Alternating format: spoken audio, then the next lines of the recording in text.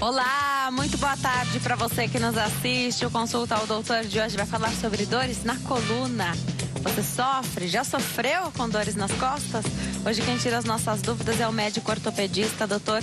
João Bergamaschi. Eu tô te esperando depois da vinheta porque nós já estamos no ar.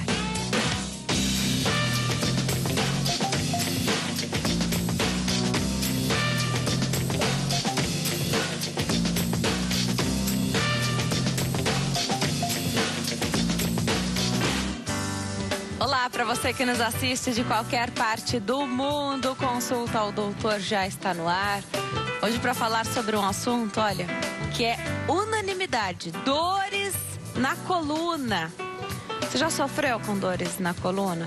Você sabia que você pode sofrer algum dia na sua vida? Quem tira as nossas dúvidas hoje é o médico ortopedista, Dr. João Bergamaschi. Doutor, para começar esse bate-papo, agradeço demais sua presença. Obrigada por ter vindo. É sempre bom ter um profissional qualificado para esclarecer aqui as nossas dúvidas. É como eu disse mesmo, quem não sofreu, vai sofrer dores nas costas? Provavelmente. Hoje em dia é difícil a gente conseguir passar toda a nossa vida sem pelo menos um episódio de dor nas costas. É praticamente impossível, eu diria. Tá? Então, quem não sofreu, vai sofrer. É porque tem vários motivos para sentir as dores, né? Tem vários tipos de dor na coluna. A gente vai falar sobre essas dores no decorrer do programa. Eu convido você que está em casa, você pode participar desse bate-papo. Aliás, a sua participação é muitíssimo importante.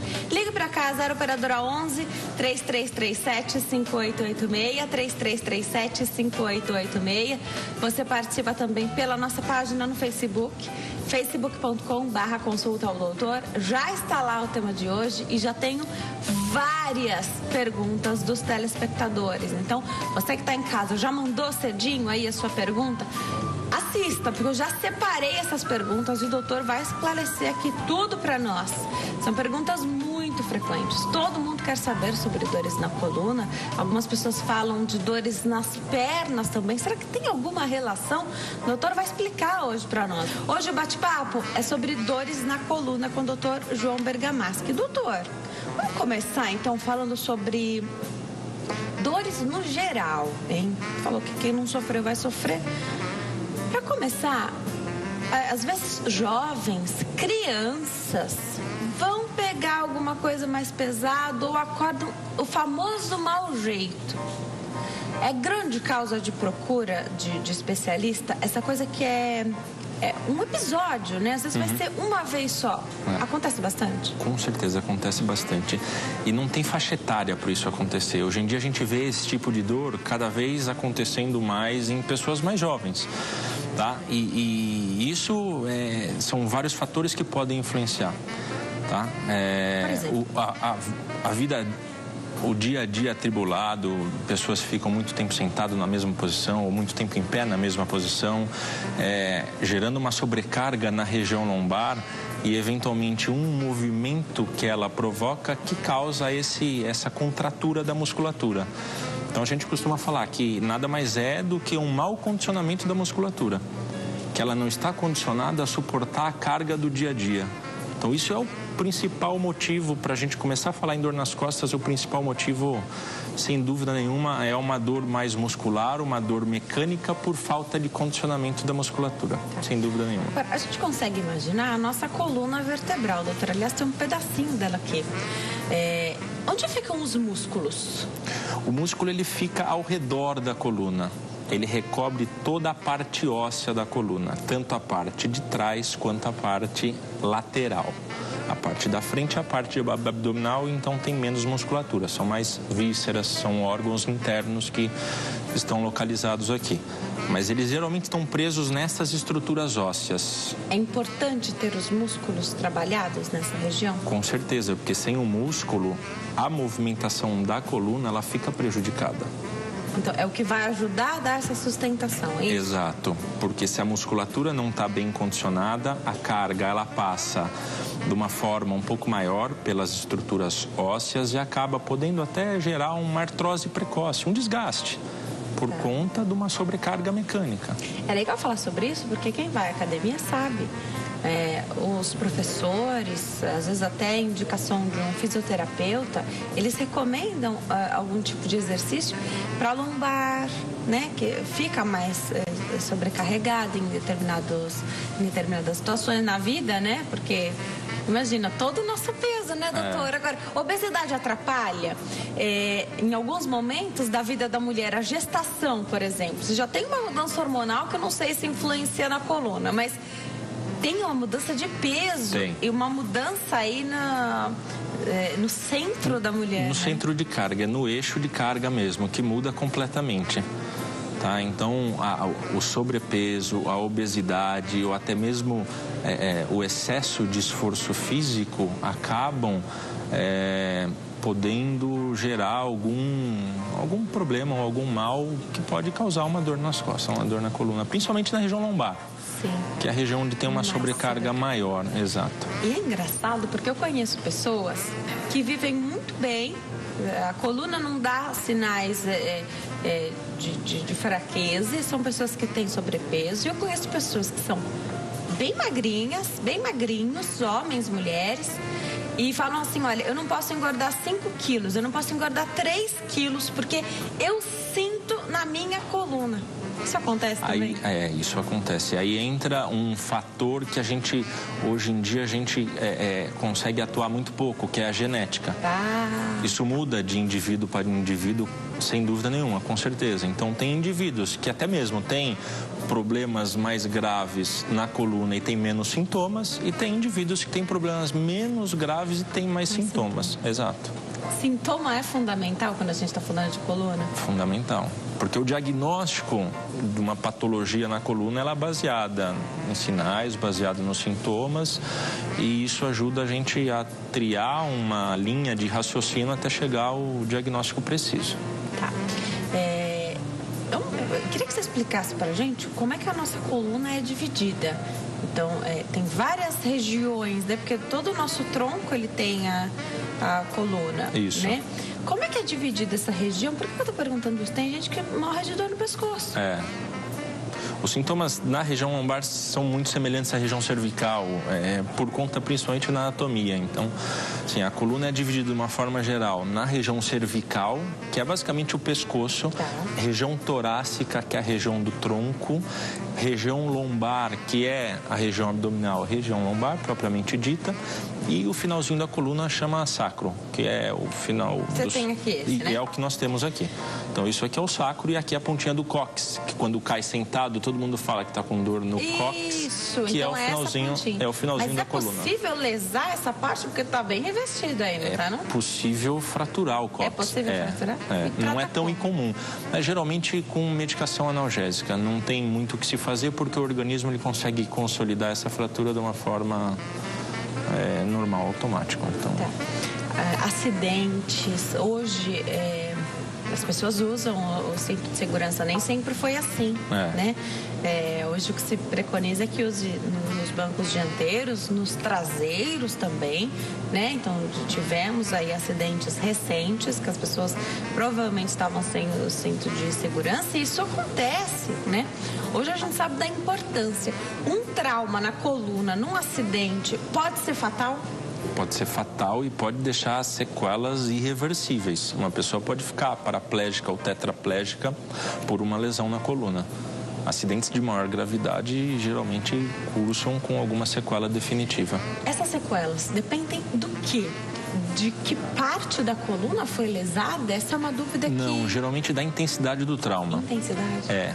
Porque as sequelas elas podem variar de acordo com a lesão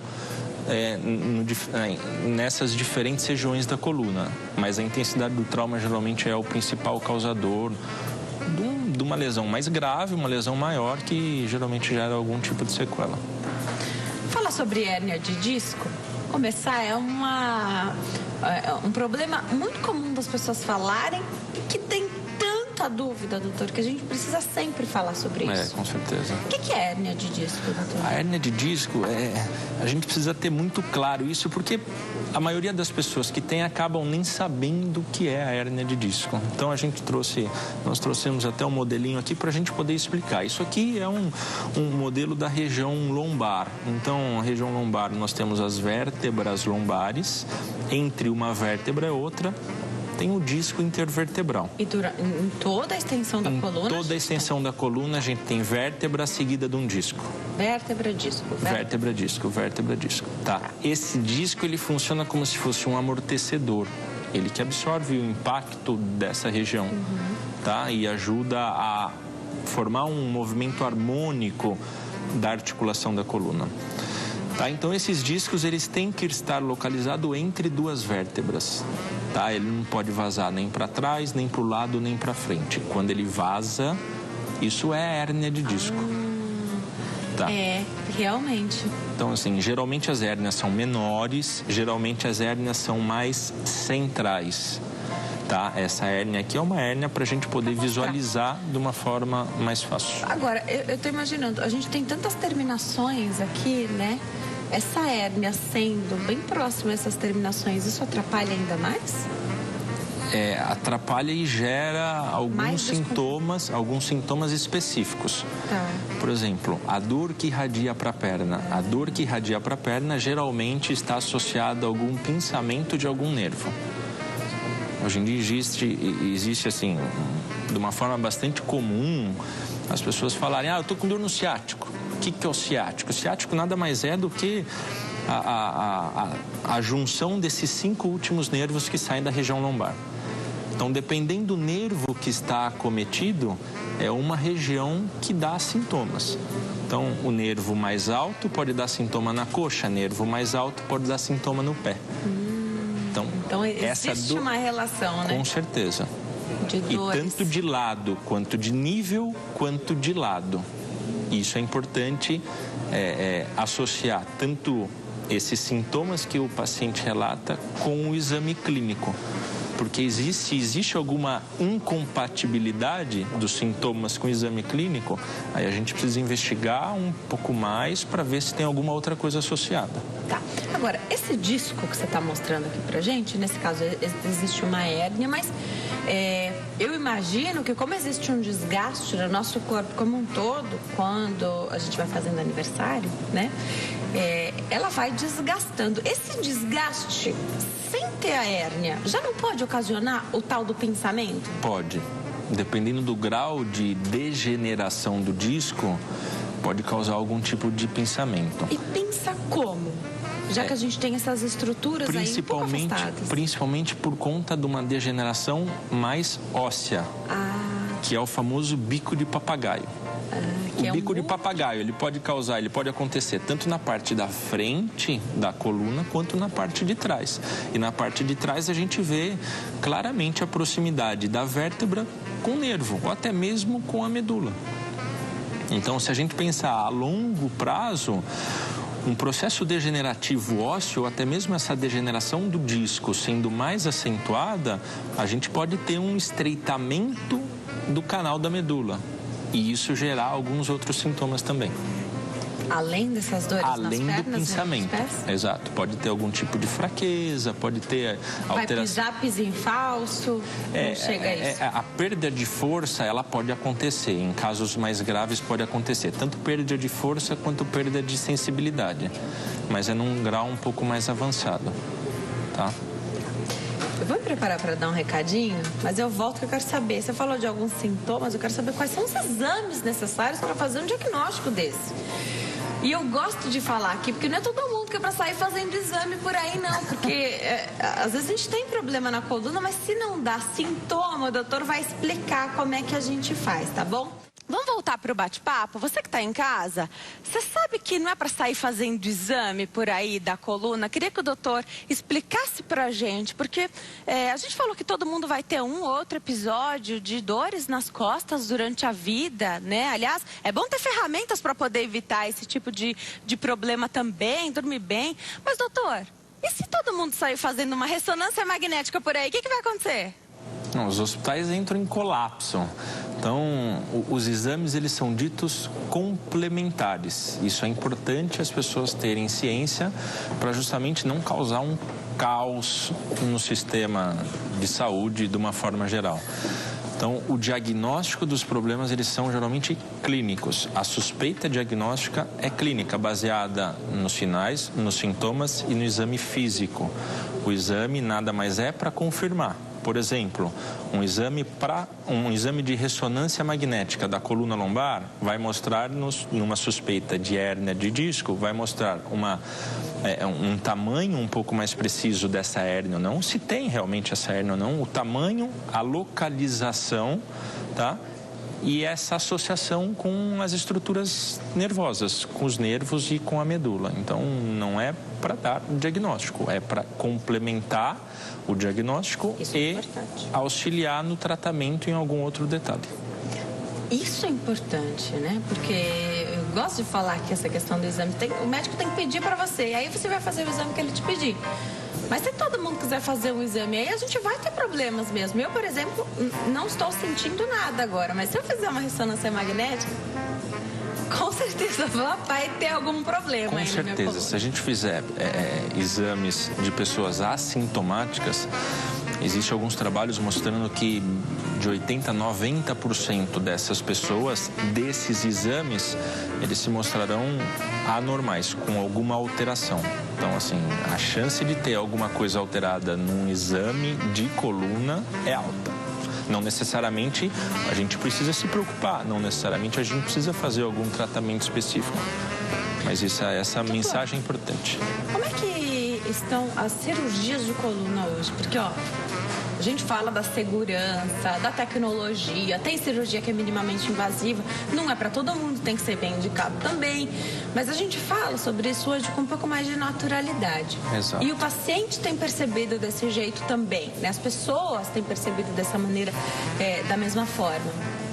Agora, dá medo, né? Porque você falou dos traumas, então um acidente, se uma parte aí da tua coluna for lesada, isso pode gerar consequência. Toda cirurgia tem risco, a gente já aprendeu isso aqui no consultório do doutor. A cirurgia não ia ser diferente, né? Exato. Então, para o paciente ele ser submetido a algum procedimento cirúrgico, ele precisa esclarecer absolutamente todas as suas dúvidas. Não pode restar dúvida nenhuma. Costumo brincar, quando a gente vai levar o carro para fazer uma revisão, se o mecânico troca uma borrachinha do freio, a gente quer saber por quê. No nosso corpo tem que ser a mesma coisa. Tá? Então, hoje em dia nós estamos passando por uma fase de cirurgias menos invasivas, especificamente na coluna vertebral. Procedimentos menos invasivos que permitem uma reabilitação mais rápida, uma reabilitação precoce. Porque antigamente os procedimentos eles eram mais agressivos, até mesmo pela tecnologia, pelos instrumentos, pelos equipamentos utilizados no procedimento cirúrgico. Então isso é uma evolução aí nos últimos 10, 20, 30 anos que a gente tem observado. E o que existe de mais moderno hoje em dia para a cirurgia de hérnia de disco, obviamente tem suas indicações, mas o procedimento mais moderno é um procedimento de retirada da hérnia por vídeo. Segue mais ou menos os mesmos conceitos da videolaparoscopia, da artroscopia e agora está sendo desenvolvido na coluna vertebral. Então nada mais é do que um procedimento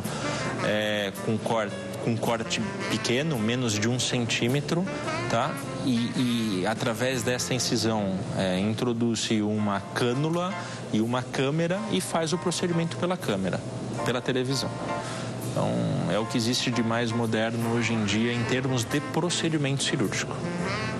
Mas é importante lembrar que a cirurgia hoje em dia é a exceção. A maioria dos procedimentos, a maioria dos casos de hérnia de disco, de estreitamento do canal da medula, eles são tratados de uma forma conservadora. Sim. Então, isso é importante. Sim. Tem paciente, doutor, que prefere fazer cirurgia, não tem? Tem perfil de paciente, né? Tem paciente. E tem algumas situações que o procedimento cirúrgico em si acaba trazendo mais benefício para o paciente. Aquele paciente que é um paciente relativamente jovem, ativo, que já faz atividades físicas regularmente já há algum tempo, dificilmente algumas sessões de fisioterapia vai trazer um benefício tão grande para ele. Então, às vezes, algum procedimento, obviamente, quanto menos invasivo for, melhor. E às vezes traz um benefício mais rápido e o paciente acaba optando principalmente por essa reabilitação mais rápida, essa reabilitação precoce. A Judite de São Paulo ligou para cá, fez pergunta. Ela já fez uma cirurgia na coluna, só que pelo que eu entendi, ela sofre com dores ainda nas costas. Pergunta se ela já fez uma, pode fazer outra? Pode. Não sabemos qual foi a cirurgia, o que foi feito nela. Até pode, mas precisa ser identificada a causa da dor. Então, é importante que a Judite ela procure um médico especialista, faça um exame clínico minucioso, realize os exames complementares necessários para poder identificar a causa da dor. Tá? Porque geralmente a cirurgia é feita para melhorar a dor, não para piorar a dor.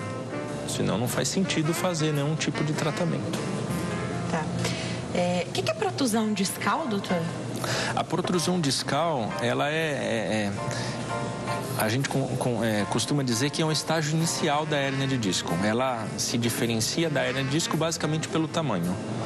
Então, a hérnia de disco é um abaulamento, uma protrusão maior, e a protrusão acaba sendo uma alteração discal menor.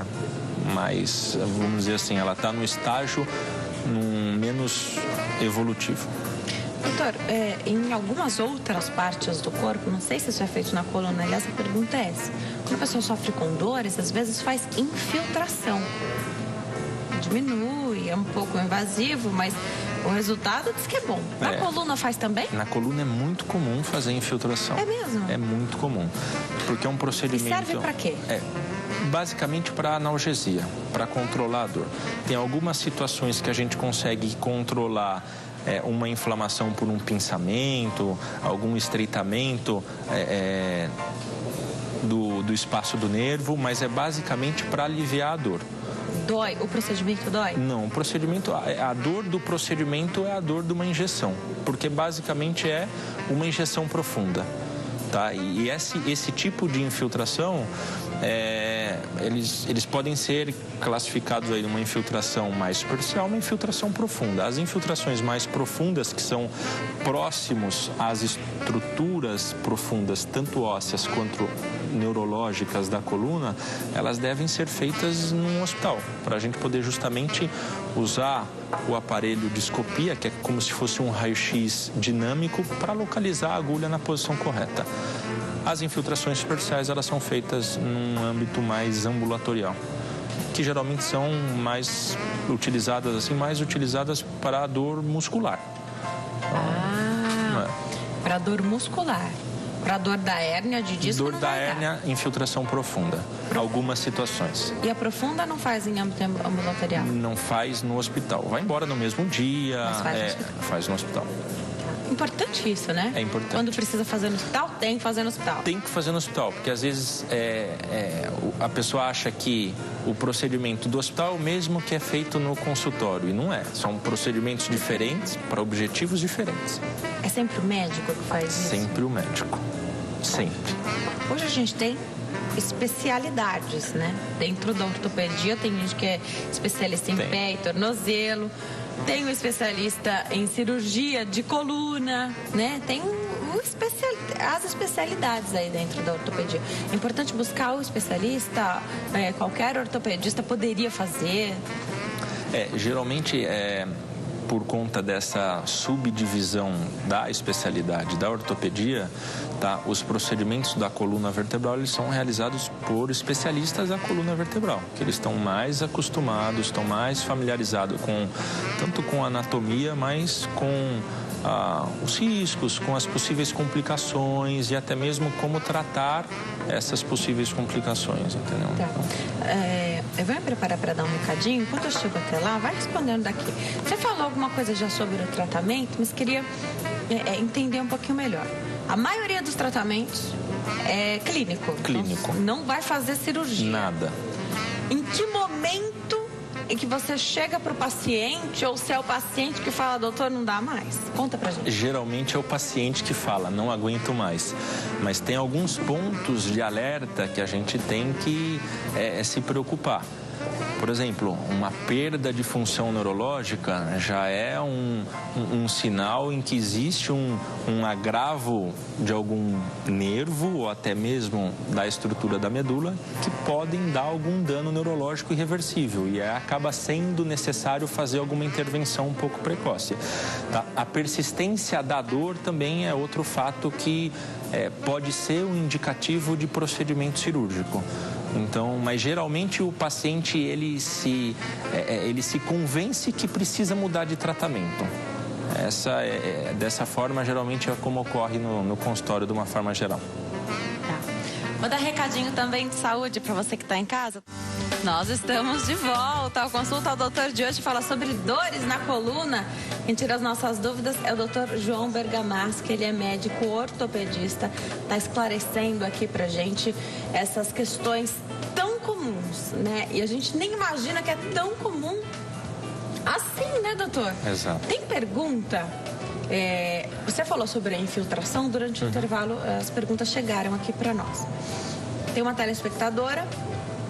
Ela tem hérnia de disco, sofre com dores na coluna, dores fortes, está protelando, está adiando para fazer essa infiltração, que o médico já disse que ela tem que fazer. Ela pergunta quanto tempo ela vai ficar sem dor depois do procedimento.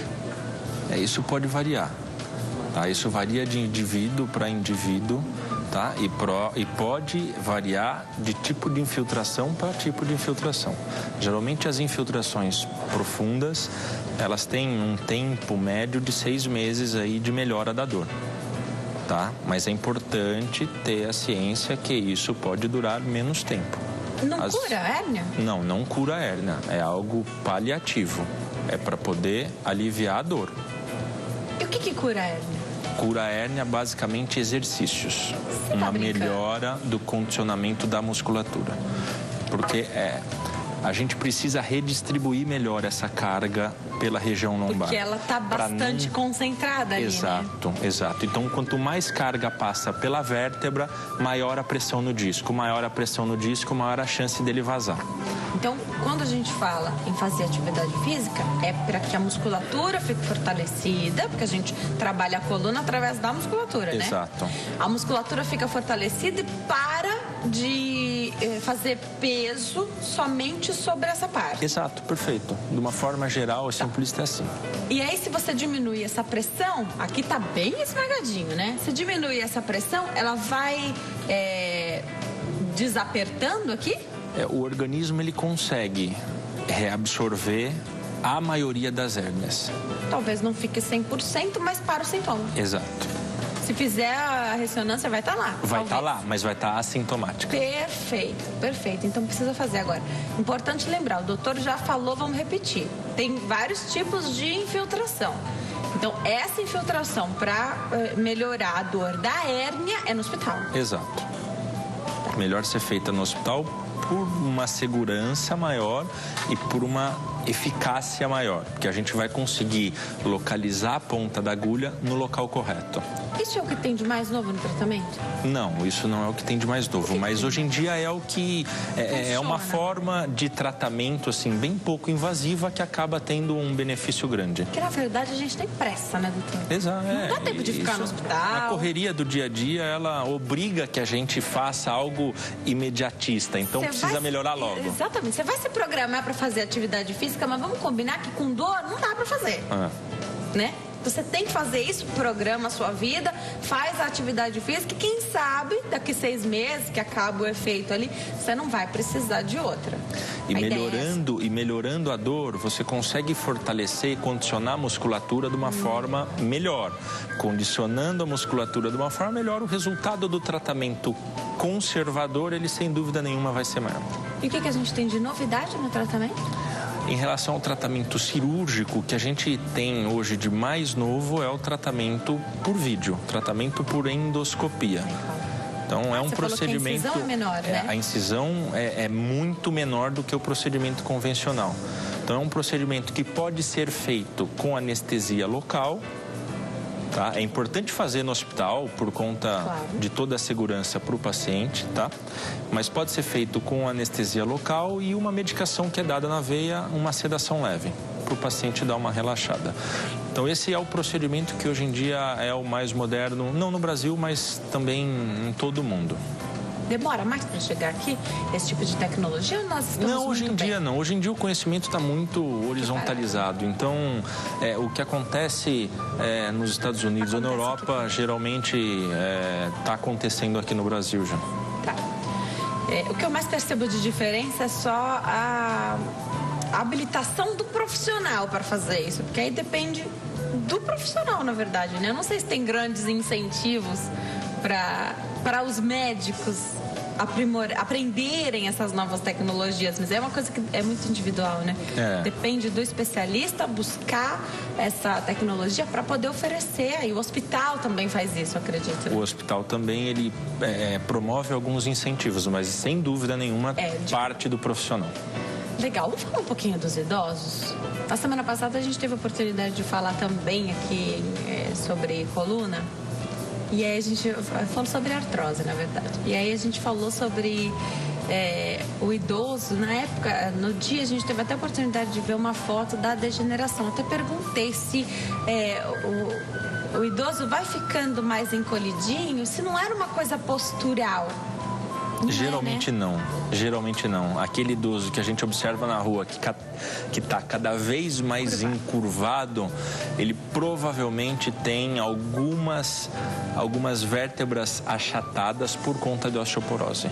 É a fratura típica do idoso, uma fratura na vértebra por osteoporose. E fratura como? Pelo peso exercido? No dia a dia? O quê? Geralmente pode ser uma movimentação ou um trauma de baixíssima energia. Não precisa ter um trauma de alta energia como uma fratura no paciente mais jovem. Tá. O idoso, ele vai tendo uma diminuição já do disquinho? Do disco, se tem degeneração, ele vai diminuindo de tamanho. E aí o osso vai ficando mais poroso? Não, não tem relação com a degeneração do disco com o osso. O problema do osso, especificamente em relação à osteoporose, é basicamente com o tipo de osso da vértebra. A vértebra é formada por uma casca mais endurecida, que é o osso cortical, e no interior dela é um osso mais rarefeito, é um osso esponjoso. A gente costuma até brincar que se assemelha a um tipo de chocolate aerado. Então, a casca endurecida e no meio ele é trabecular. Tá? E a osteoporose, ela vai afetar principalmente esse osso trabecular da vértebra. Então, de uma forma assim, simplista, é como se a vértebra ficasse oca. Então, por um trauma, pela menor energia que seja, ele promove um achatamento dessa vértebra. Isso é a fratura por osteoporose na vértebra, no idoso. É grave? Não, não é grave, mas é comum e precisa tratar, porque dói. Dói bastante. Então, um idoso que reclama de dores na coluna... Porque o idoso, ele tem dores, tem, né? Pode ser por uma lesão que ele nem sabe. Com certeza. A gente precisa diferenciar osteoporose e artrose. Artrose quando o osso está gasto. Simples. Gastou o osso, artrose. Osteoporose quando o osso está fraco. Então, são duas situações que podem acontecer na coluna lombar e podem causar dor. Tá? Mas, sem dúvida, se o paciente, principalmente o paciente mulher, paciente idosa, mulher com dor nas costas, com osteoporose, precisa investigar se tem algum tipo de fratura por osteoporose. Tá. É obrigatório. Tem alguma relação a fratura... Essa degeneração, a gente falou da dor nas costas, é uma dor que irradia para as pernas, tem a dor no pescoço que vem para os braços também. Tem alguma ligação com as articulações do idoso? Porque a articulação, a cartilagem vai se perdendo também com a idade, né? Vai. Tem alguma relação? A dor nas costas, especificamente, não. Obviamente tem algumas patologias que elas são patologias sistêmicas que podem cursar com dores em diferentes articulações que causam dor nas costas. Mas a dor nas costas mais comum não tem relação com outras dores nas articulações. O que acontece foi o que você falou, o idoso geralmente já tem um acometimento articular da cartilagem. Então, se ele tem artrose na coluna, muito provavelmente ele tem artrose em alguma outra região do corpo, que causa dor. Quanto mais usa a pecinha, mais gasta. Então, isso é muito comum, tá? Tem telespectadora na linha, fala conosco do Rio de Janeiro, já vou atender. Oi, Helena, tudo bem? Boa tarde. Boa tarde, tudo bem? Aumenta um pouquinho aqui para eu poder escutar. Boa tarde, Helena, fica à vontade. Pode fazer sua pergunta para o doutor. Meu nome é Helena, eu tenho 62 anos. Você está ouvindo? Tô ouvindo, Helena. E eu tenho 5 hérnias de disco, 3 na lombar e 2 na cervical. A pergunta é a seguinte: eu posso fazer qualquer exercício numa academia? Eu tenho algum exercício específico? Tem perigo de fazer algum exercício? Eu tenho dúvida quanto a isso. Que delícia a sua pergunta, Helena. Muito obrigada, viu, por ter feito essa pergunta maravilhosa, que o doutor vai explicar tudo pra gente, doutor. É uma pergunta bastante comum, né? Muito boa pergunta. Sensacional essa pergunta, porque a gente fala tanta atividade física, né? E ela relata aqui as 5 hérnias que ela tem, 5 hérnias de disco. Ela fala até a localização. Também, depois você me fala se tem diferença quanto a sintoma, essa localização diferenciada. Ela pode fazer, vai se inscrever na academia, pode fazer qualquer exercício? O ideal é que ela seja supervisionada por um educador físico, por um profissional da academia que vai dar um suporte durante a execução dos exercícios. Mas, de uma forma geral, ela pode fazer qualquer tipo de exercício, desde que realizado numa postura correta, numa movimentação ergonômica correta e sem gerar nenhum tipo de sobrecarga à estrutura, tanto a parte da coluna como a parte de outras articulações. Então, não adianta a gente imaginar que vai se inscrever na academia para poder ficar forte. Não é esse o objetivo, é ter um condicionamento físico. É ter saúde, não é ficar musculoso. Ficar musculoso é outra coisa, não é o que nós estamos discutindo aqui. Mas, de uma forma geral, pode fazer todo tipo de exercício sem muito peso, sem muita carga. Um exercício de intensidade moderada. Para a região lombar especificamente, a gente precisa tomar cuidado para o exercício de agachamento. É muito comum o exercício de agachamento causar uma piora da dor. Por quê? Porque geralmente está sendo feito de uma forma inadequada. Porque o agachamento ele tem várias funções, mas ele também fortalece a lombar? Ele fortalece a lombar. É um exercício, tem outros. Que é um exercício que as mulheres geralmente gostam de fazer muito, porque fortalece tanto a região lombar, glúteo, coxa, tudo. Mas a gente costuma até orientar os pacientes, ou as pessoas que estão se inscrevendo nas academias, para poder substituir esse exercício. Legal. Eu vou me preparar para dar um recadinho, mas enquanto eu chego até lá, você falou do profissional de educação física, então o pessoal que vai instruir, vai observar. É importante lembrar, de repente, o idoso, alguém que tem 5 hérnias de disco, precisa do acompanhamento. E nem sempre nas academias, quando a gente não paga o personal, nem sempre eles ficam de olho na gente 100% do tempo, né? Não pode escapar nenhum exercício errado, senão ao invés de fazer bem, vai fazer mal. Mas tem um outro profissional que também vai ajudar nessa reabilitação, que é o fisioterapeuta. Vamos imaginar que nós estamos falando de alguém que tem vários problemas na coluna, mas não tem disciplina para ir na academia. Pode fazer a fisioterapia e aí você vai fazer um trabalho resistido, vai ter força ali, sem a sobrecarga e com o profissional fisioterapeuta. Pode fazer? Pode sim. E inclusive para os pacientes que não estão acostumados a fazer exercício físico, nenhum tipo de atividade física, a fisioterapia ela é mais indicada do que a academia, pelo menos no estágio inicial. Então, exercícios com fisioterapeutas, eles são até mesmo mais utilizados do que exercício na academia, para poder tratar problemas na região da coluna vertebral. Perfeito. Tem mais recado de saúde para você que nos assiste? Doutor, vamos para quem está em casa. Então, eu saí falando da fisioterapia, né? Eu levantei essa questão. A fisioterapia, então, ela pode servir como exercício para quem não tem disciplina para ir na academia, porque quando tem um fisioterapeuta, primeiro, você tem alguém ali com você, dependendo de onde a pessoa faz a fisioterapia, tem a pessoa com você ali 100% do tempo, né? E é alguém que está acostumado e habilitado para fazer esse tratamento de patologia também, né? Pode ser importante, dá para fazer isso, pode criar uma rotina 2 vezes por semana, 3 vezes por semana. Como é que o médico ortopedista tem visto esse crescimento aí das pessoas buscando? Eu percebo isso, as pessoas buscando esse acompanhamento, que é mais de perto, com um profissional que está super capacitado.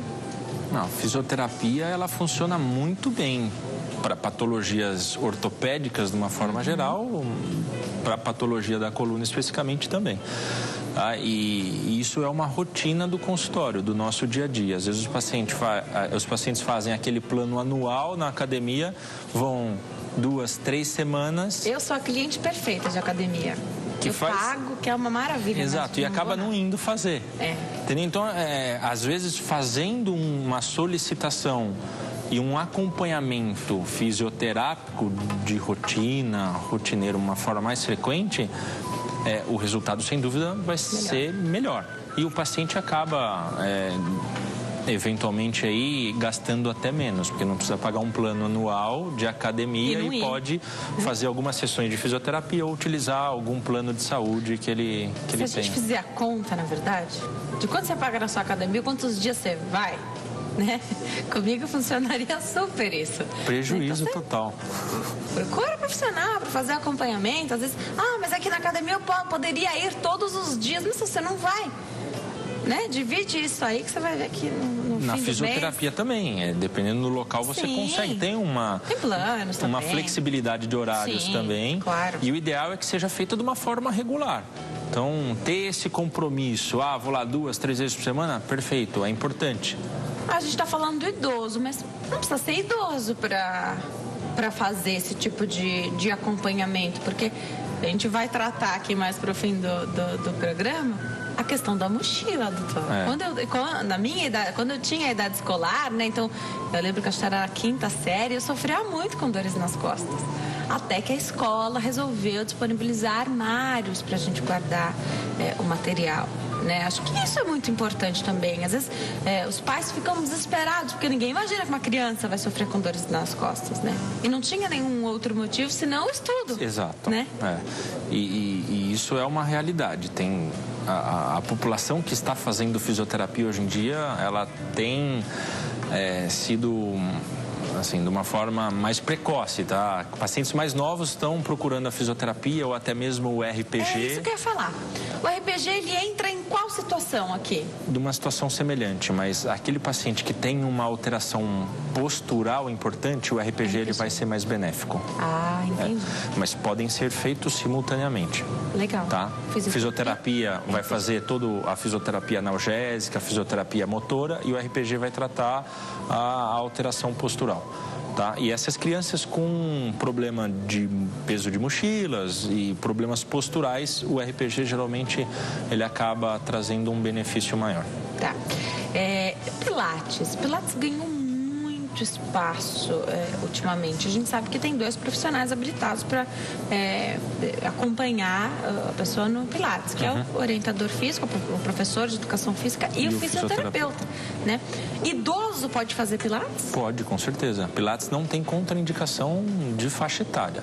Legal. Desde de crianças, adolescentes até pacientes mais idosos. Agora, a gente vê, eu sigo umas pessoas no Snap, no Instagram, as pessoas mais jovens, tem gente que sempre dançou e fez atividade física, consegue fazer barbaridades no Pilates. É diferente de um Pilates terapêutico ou para reabilitação. Cada um vai ter seu nível. Então, o nível é muito individual, é muito particular. Até mesmo pessoas da mesma faixa etária vão fazer exercícios diferentes. Tá. Então, esse acompanhamento mais de perto do profissional da fisioterapeuta ou do educador físico, ela permite indicar a intensidade do exercício de uma forma mais correta e os exercícios corretos também. Grupos pequenos ou individualmente, é o melhor? É o melhor.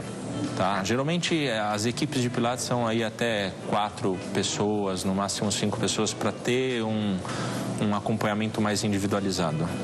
Tá? Porque você vê, com o mesmo equipamento que você consegue fazer os malabarismos dos mais avançados até o mais básico, né? Com o mesmo equipamento, no mesmo lugar, você consegue fazer vários movimentos e ir progredindo. Acho que isso é legal, né? Progressão é uma progressão pequena e de intensidade e de número de exercícios. Então, o indivíduo não adianta querer fazer um exercício mais complicado se nem o básico ele consegue. Perfeito. Então, esse aumento de carga e aumento de número de exercícios, ele tem que ser gradual e progressivo. Legal. Vou voltar um pouquinho para os idosos. Como é que você vai diagnosticar uma fratura? Porque você falou ser idoso, especialmente se for mulher, tá com dor nas costas, pode ser que tenha tido uma fratura. Como é que diagnostica? O que dá para fazer? A suspeita é por tudo isso que a gente já conversou aqui. Sintoma. Então, uma paciente idosa, uma paciente que tem osteoporose, uma paciente com uma dor bem localizada na região da coluna, seja ela na região torácica do tronco ou seja na região lombar, tá? E que geralmente se iniciou de uma forma abrupta, aguda. Foi agachar, pegar alguma coisa, começou a dor.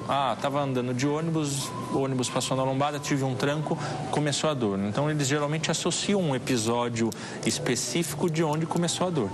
Então, isso já leva a gente à suspeita de alguma lesão óssea por osteoporose. E o diagnóstico ele é confirmado através de exame de imagem.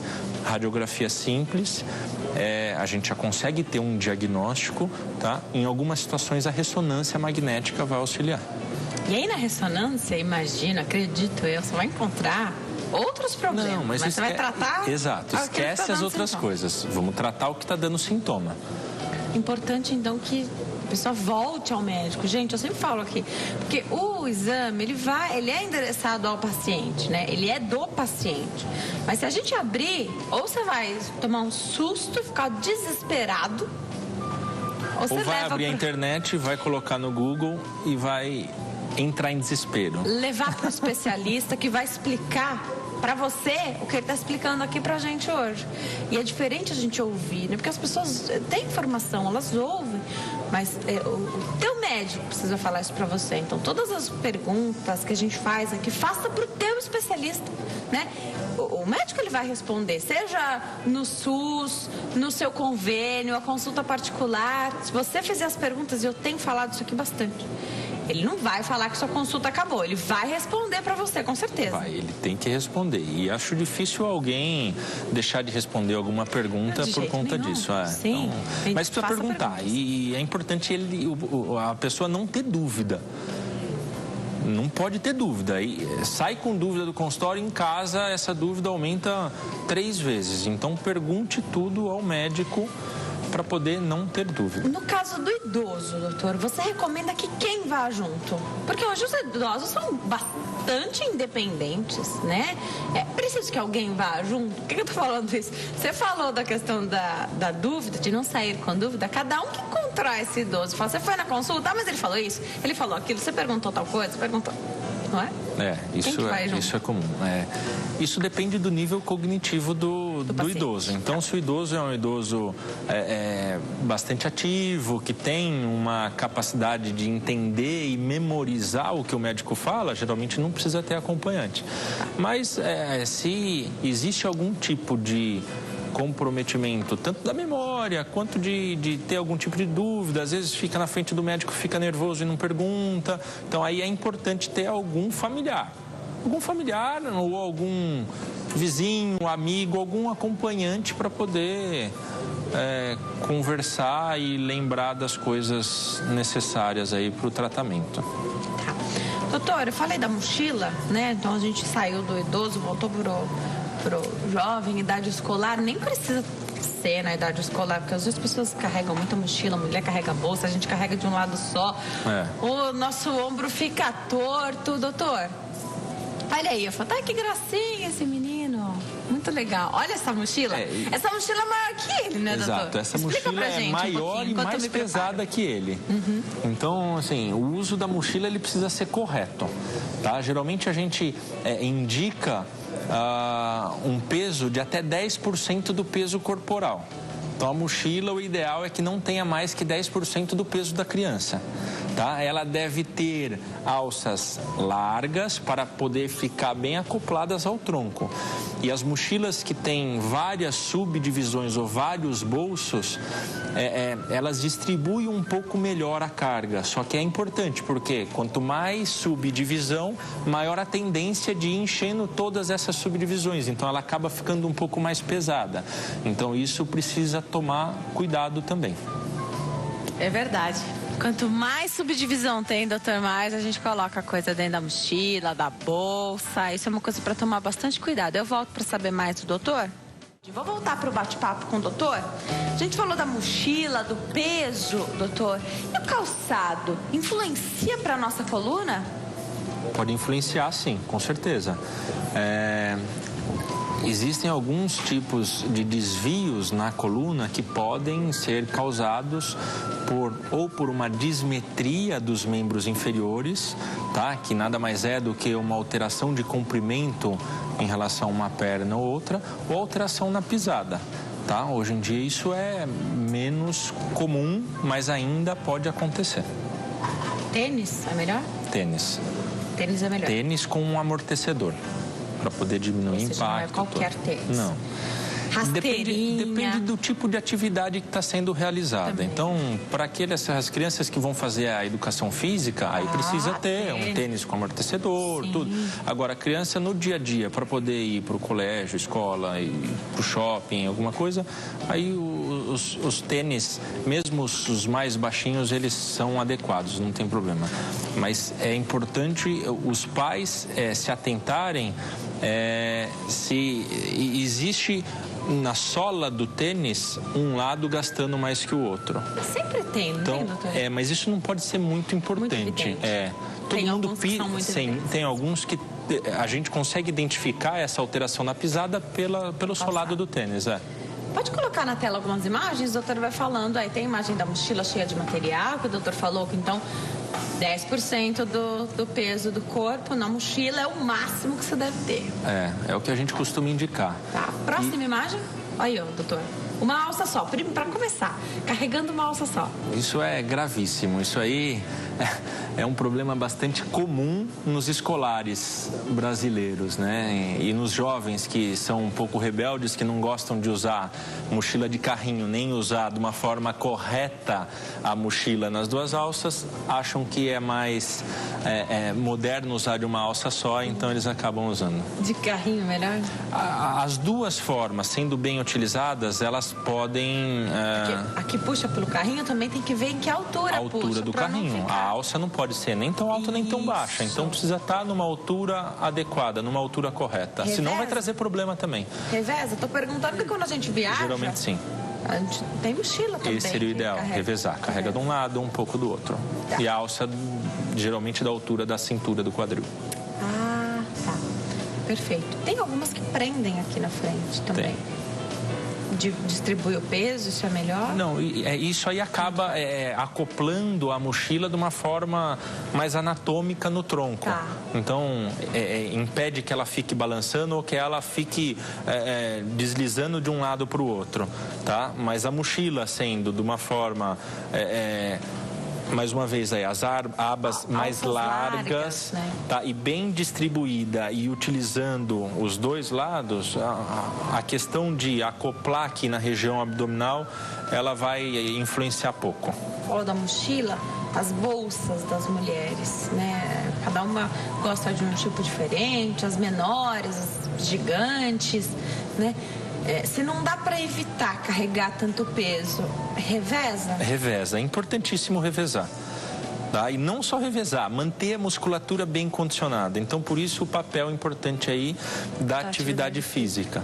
Tá? Eu sei que é difícil falar para uma mulher, não carregue muito peso na sua bolsa, mas então reveze. Obviamente, se carregar menos peso na bolsa, melhor.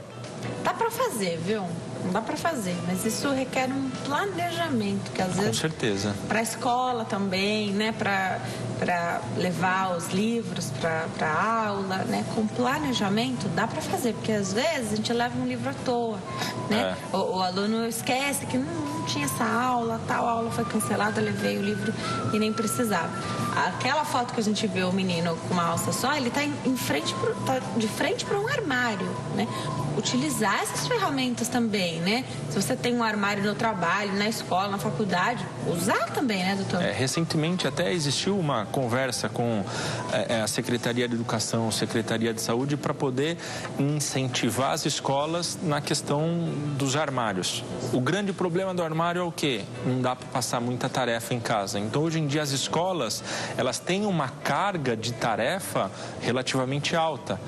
Então, geralmente são 4, 5 matérias por dia, que são 4 ou 5 livros diferentes que acabam precisando levar para casa e trazer por conta da tarefa.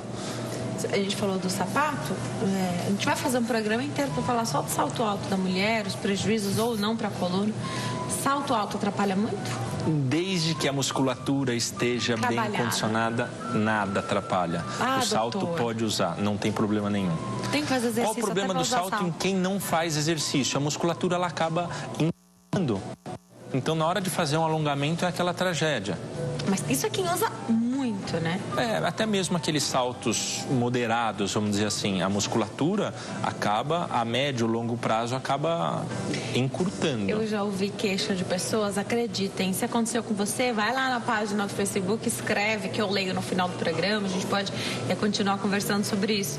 Eu já li pessoas, aqui ó, facebook.com/consultar-o-doutor. Eu já ouvi pessoas que, quando chegam em casa, tiram o salto alto, sentem muita dor. Então, até mesmo em casa, elas têm que arranjar um sapato de salto, né? Para não ficar com aquele sapato de festa, de sair, de trabalhar em casa. Arruma um salto bem alto para poder ficar em casa. Um chinelinho com salto, alguma coisa assim. Isso é sinal de problema. Com certeza. Isso é sinal que a musculatura está encurtada. Falta alongamento, falta exercício. Então, precisa fortalecer e precisa alongar. As duas coisas. Tanto faz a ordem? Outra pergunta que eu sempre acho... Geralmente, hoje em dia, geralmente alonga e depois fortalece, tá? Tem algumas publicações, principalmente europeias, que falam em alongar depois. E se eu alongar antes, fortalecer e alongar depois? Desde que faça, pode fazer um ou outro, precisa fazer. Tá, é porque eu li algumas coisas já sobre alongar depois, dos benefícios que eles dizem nesses artigos, que até ajuda a dar uma relaxada. Também, ajuda sim. Né? Enfim, o importante é se mexer e fazer atividade, porque olha, a ideia é que a gente consiga ter a coluna saudável até o final da vida. A gente está vivendo cada vez mais, graças a Deus, né? O importante é ter saúde, qualidade de vida. A gente quer chegar aí muito bem, com tranquilidade, aos 100 anos, né, doutora? Acho que isso 120 daqui a pouco, né? Eu espero chegar aí. Espero poder chegar, com certeza. E a gente fala bastante de estética, como se cuidar, né? Alguns investimentos, você vê, cuidar da saúde, gastando pouco ou nada, né? Fazendo atividade física e tendo uma vida mais saudável. A alimentação importa para você na coluna? Importa porque está diretamente relacionada ao excesso de peso, ao sobrepeso e à obesidade. Sim. Às vezes só emagrecer faz a pessoa passar melhor aí com a coluna? A gente precisa tomar cuidado em relação a isso. Por quê? Porque, por exemplo, quando a gente pega um paciente que tem uma obesidade mórbida, faz uma cirurgia de redução de estômago e perde lá 50, 60 quilos após o procedimento de redução de estômago, e ele acaba piorando a dor por conta disso. Entendi. Por quê? Porque perde muita massa muscular. Não só perde massa de gordura, mas perde massa magra. Então, até mesmo quando for perder peso, é importante que a musculatura esteja bem condicionada. Adorei te receber, doutor. Eu vou deixar os telefones, 0 operadora 11 3159 1630, 3159 1630 e 0 operadora 11 3864 6099, 3864 6099. Doutor, obrigada, volte sempre. Um prazer receber você aqui e falar sobre esse assunto tão interessante. Foi um prazer, obrigado. Bom fim de tarde. Bom fim de tarde para você que nos assistiu até agora, assistiu o doutor João Bergamaschi falar bastante aqui sobre os cuidados com a nossa coluna. Ele é médico ortopedista, especialista em coluna. É importante procurar um especialista. Fiquem com Deus, a gente se vê amanhã ao vivo, 3h35 da tarde. Tchau.